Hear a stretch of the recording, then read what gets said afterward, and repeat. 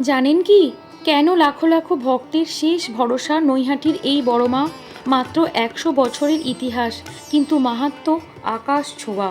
1924 সালের ভবেশ চক্রবর্তী ও তার বন্ধুর হাত ধরে শুরু হয়েছিল এই পূজা। প্রথমে নাম ছিল বড়কালী, যা আজ সবার কাছে পরম করুণাময়ী মা বড় মা। মা এখানে জীবন্ত, ভক্তের ডাকে সাড়া দেন নিমেষেই। এখন মা নতুন মন্দিরে ভক্তের জন্য সব সময়ই বিরাজমান।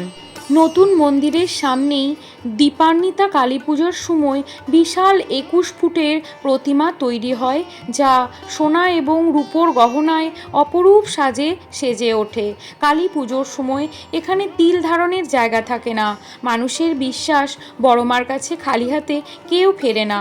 মনে যা চাইবেন মা ঠিকই তা পূরণ করে দেবেন। শিয়ালদার মেন লাইনে নৈহাটি স্টেশনের কাছে মায়ের মন্দির, পায়ে হেঁটে 5 মিনিট।